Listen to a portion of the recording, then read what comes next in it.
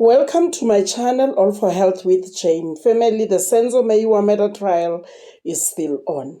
Yesterday, after Advocate Baloyi has indicated his intention to recall Lieutenant Colonel Steyn, he even indicated that he had prepared some head of arguments as reasons why he feels Colonel Steyn must be recalled to come and clarify the discrepancies that were there when his evidence was compared with that evidence of Pinky Vythalingham.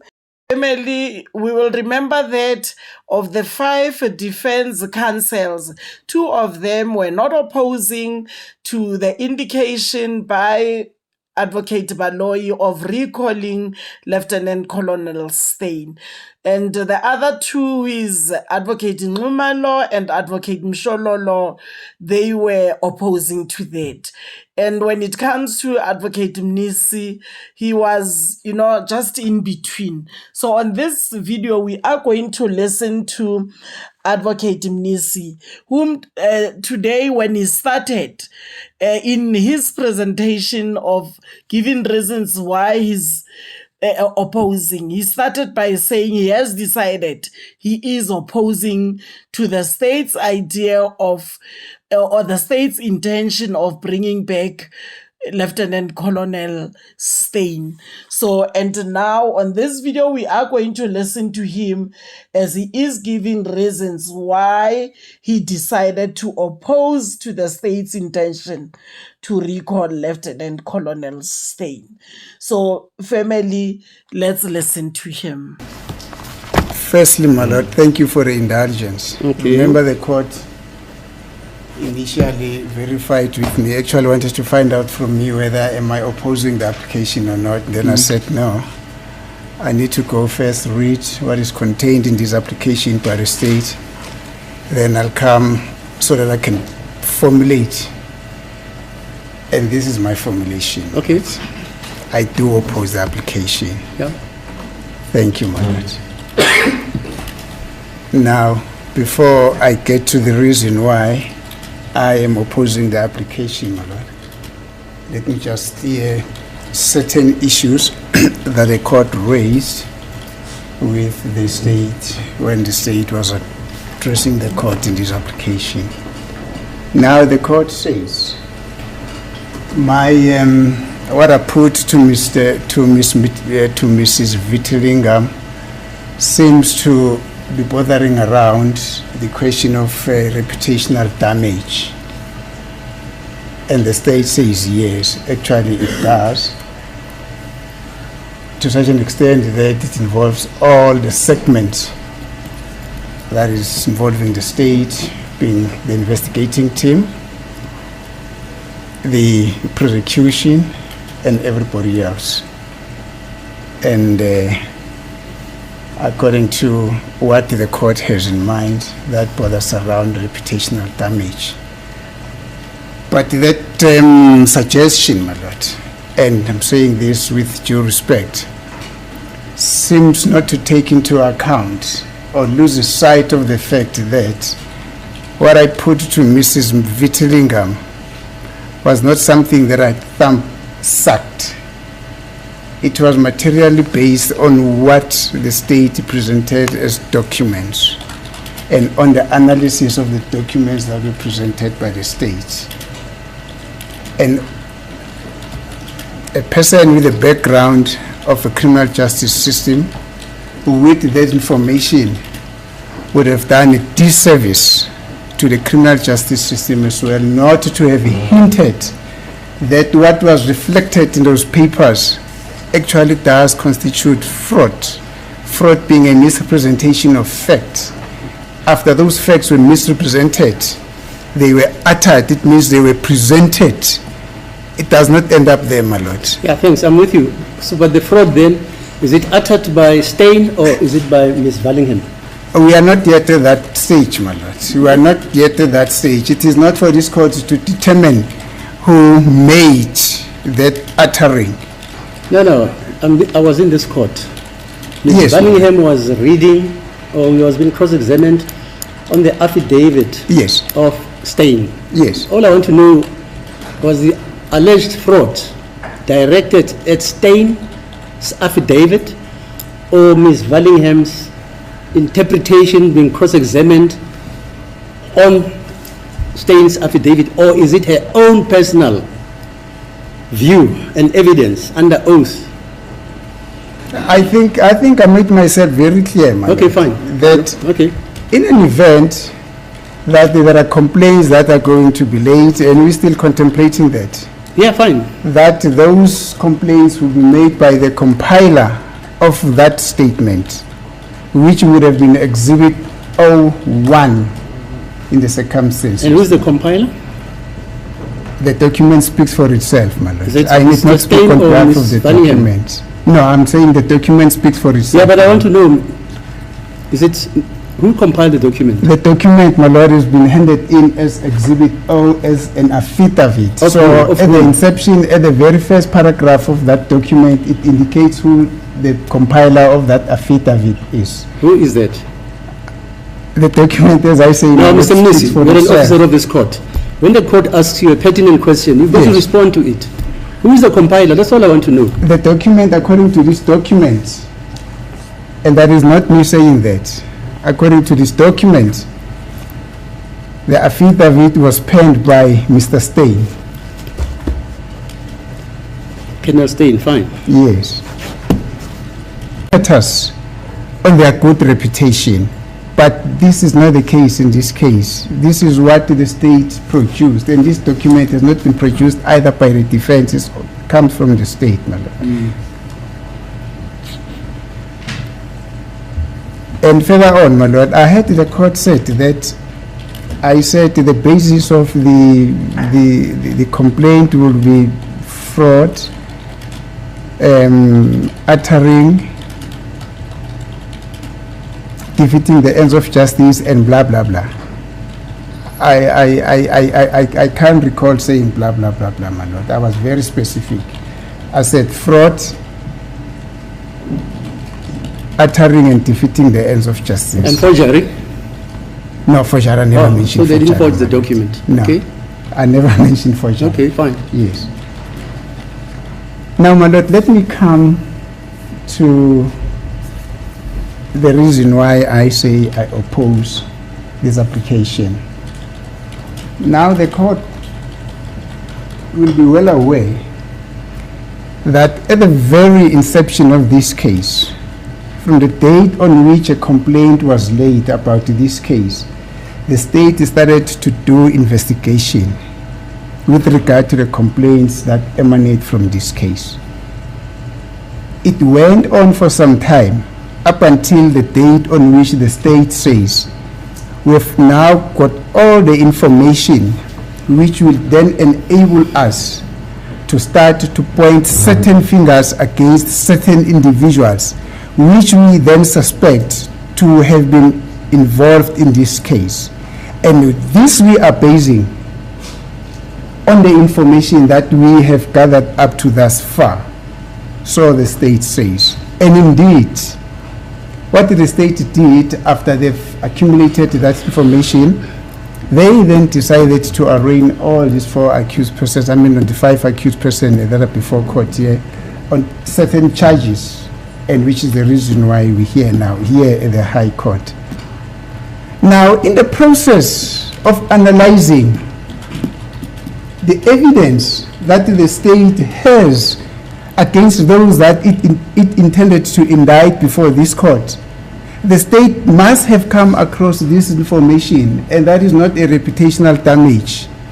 The state must have had come across this information such that when they then started to present their evidence, it was then incumbent upon the state to bring it to the attention of Mr. Steyn, or even before Mr. Steyn comes and testify here, and or Mrs. Vythalingham, during their consultation, if ever there was a consultation, and I do not insinuate that there was never a consultation, but a prosecutor, an ardent prosecutor would have picked up this information even before the 2 witnesses come and testified here and took up these issues with them. And when they came to testify here, Mr. Steyn would then have been referred to this information and said, but Mr. Steyn, look, this is what Mrs. Vythalingham says. I mean, this is what the affidavit of Mrs. Vythalingham contains, and this is what your affidavit contains. What is a probable explanation for this discrepancy?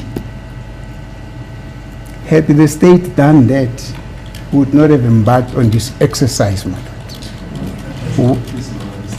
Against the deadline No, of but I'm still cross-examination. addressing the court, my lord. Mr. Valoyi had addressed that. He would have an opportunity to respond.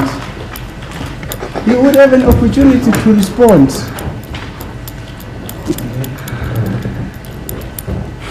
I'm not so sure whether I need to proceed or give Mr. Valoyi this rostrum to proceed, my lord, for the whole day, and then we listen to him. Let's my lord. proceed.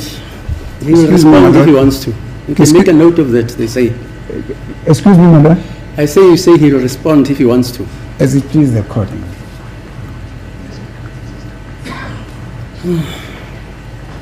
Thank you, my lord. Now, it is very late for the state to come now and say, no, we want to recall Mr. Steyn to come and address certain issues which came out when Mrs. Vythalingham was cross-examined. Now, basically, all that the state is doing now is to do damage control, which is not a legal requirement for a recalling of a witness, my lord. The state did have an opportunity, on the basis of what I've just submitted, to take this aspect up with Mr. Steyn when he proffered his testimony there. For what the reason why they did not do that, I don't know. Probably the state would come and explain that when he responds. And I can only hope, and sincerely so, my lord, that the state does not come up and say that is yet another reputational damage. My lord, it is a procedure unheard of.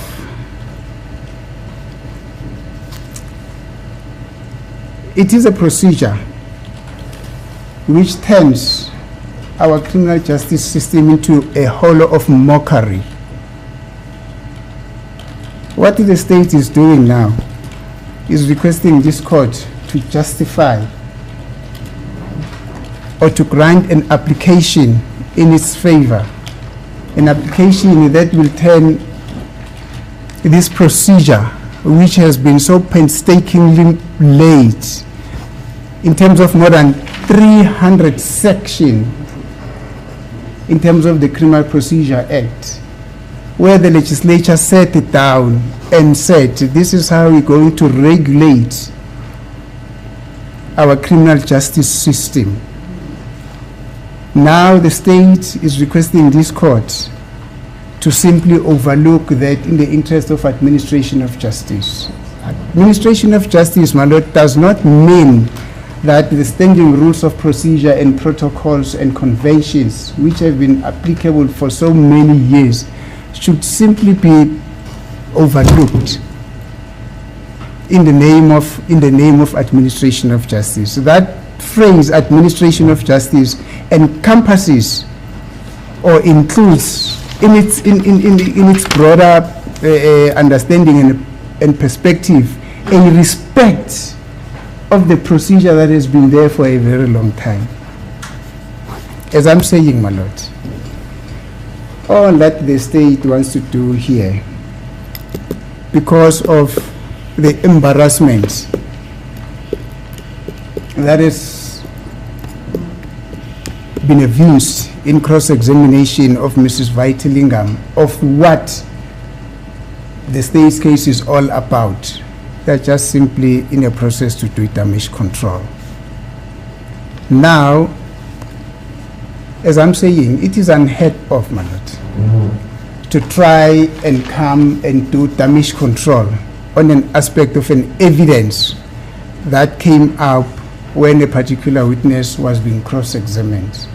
That is best left for argument, because it is this court and this court alone, as a listener to the facts and the metric of the case, that is obligated to make a credibility finding. And more so, my lord, let me just sound a word of warning to the state that the very same process that the state is now embarking upon might come and haunt them very terribly. They are in a grave now, which is 6 feet down. They are busy digging a grave that is going to take them 24 feet down. Because the reason why I'm saying this, my lord, is because ultimately the court will be called upon to make a credibility finding. Mr. Steyn would come and give a version that is different from a version that he gave initially. And I can tell you, my lord, that the state is going to find it very difficult, because we are going to have an opportunity to cross-examine him. The state is going to have a very difficult difficulty in trying to reverse all the little gains that the state has made thus far, my lord. I am saying, my lord, administration of justice does not permit a recalling of a witness to come and correct issues of contradiction that came out when a particular witness was cross-examined. I thought Mr. Baloyi said to come and clarify. Maybe I'm wrong, but as I'm sitting here listening, I thought the application is about the clarification, not the correction. That's just a Okay, I'm just saying it. You can argue it further. That has also never happened, my lord. Whether it's clarification, okay, fine. Whether it's clarification, whether it's correction, whether it's not in our law. It's an elongation. I've never said it's not in our law, my lord. You say it has never happened. It has never been heard of. That's it. It means it has never happened. For a party to recall a witness who he has an opportunity to lead in evidence in chief, okay, who also had an opportunity to re-examine that witness after that witness was cross-examined, to have a third bite on the cherry. Okay, it's a very strange process indeed, my lord.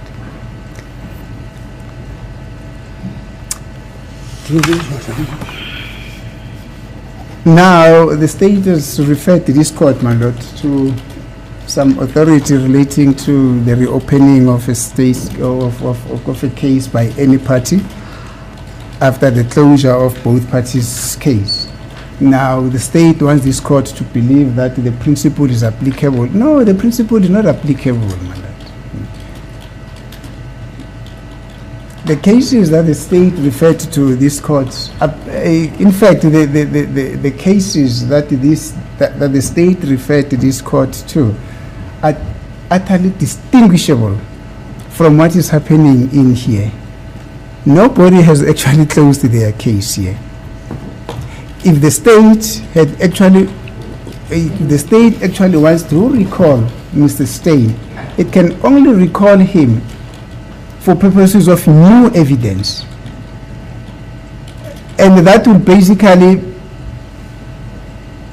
mean that the state has got to qualify the reason for the recalling of Mr. Steyn for that new evidence in terms of the passage that the state has that the state has actually read to the court. The reason why that new evidence was not read earlier on. But that authority is not applicable for purposes of recalling a witness in order to come and clarify, so to speak, by the state, issues that emanate from cross-examination.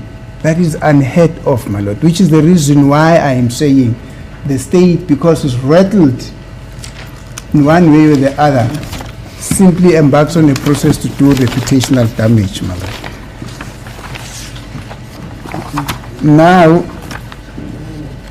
and the reason why, my lord, I say the state is embarking on a process to do reputational damage is not far-fetched. I mean, is not a reputational damage, damage control. I'm sorry, damage control, not reputational damage, but damage control.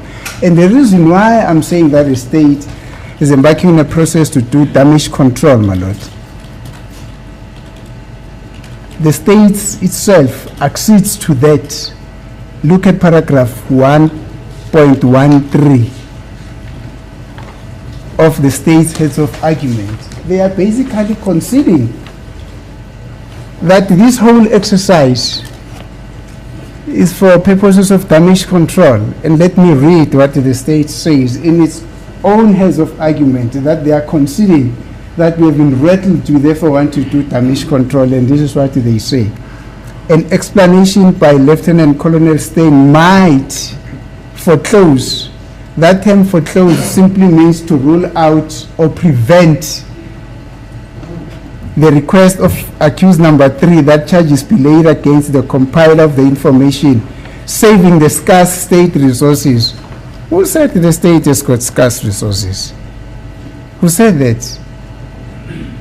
Particularly in the context of a quest where this accused person, upon being convicted, they potentially facing a term of life imprisonment, and we are being told by the state that we need to save the scarce state resources by limiting the rights that is by limiting the right to a fair trial that these accused persons are having. That is very unfair, my lord. This is just a demonstration that this whole exercise is nothing else but an endeavor by the state to do damage control.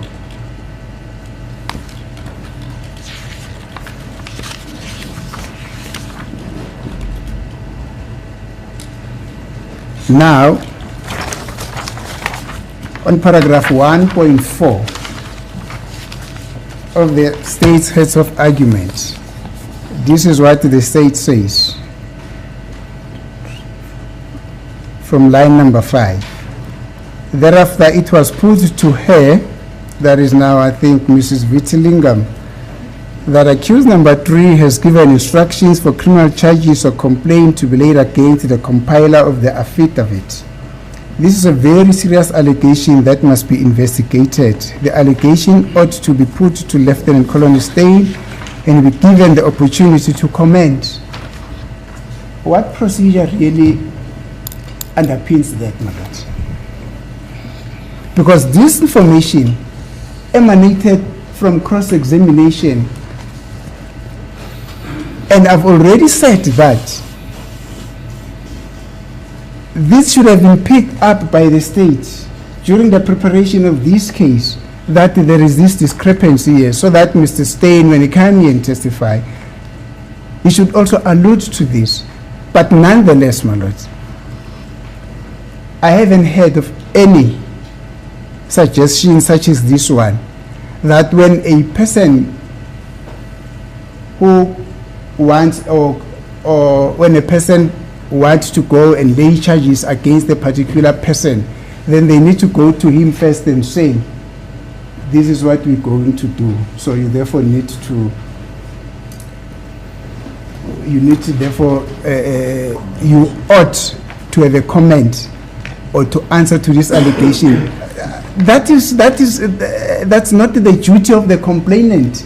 Once a complainant identifies that a wrong has been done, there is nothing that prevents him to go direct to the law enforcement agencies to go and lay a complaint against the person who or she thinks that is on the wrong side of the law. And it will be for that forum, subsequent to the laying of that complaint, that will have to go and determine all the aspects and the dynamics of that complaint.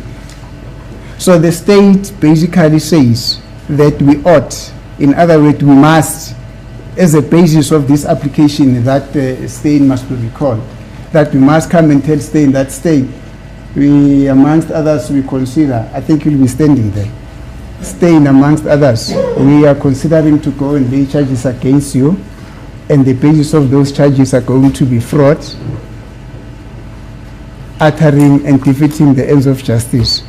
that's just a hogwash, my lord.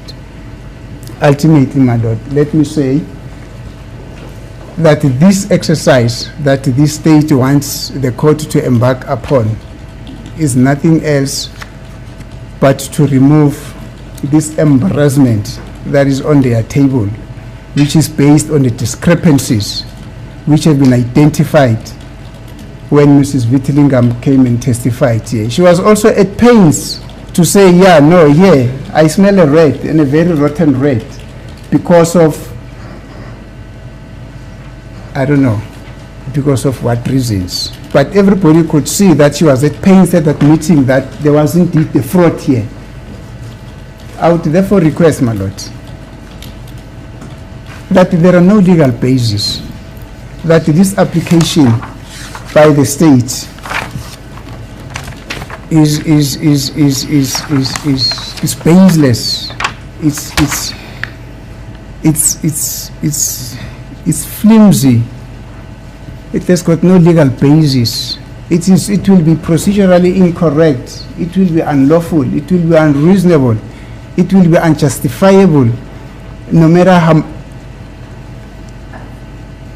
how much amount of reasoning there might be for it that this application should be granted. There are no basis. I therefore request, my lord, despite the fact that the court has indicated more than once that it is averse in granting this application, but nonetheless, I still submit that it should not be granted. Thank you, my lord. Thank you.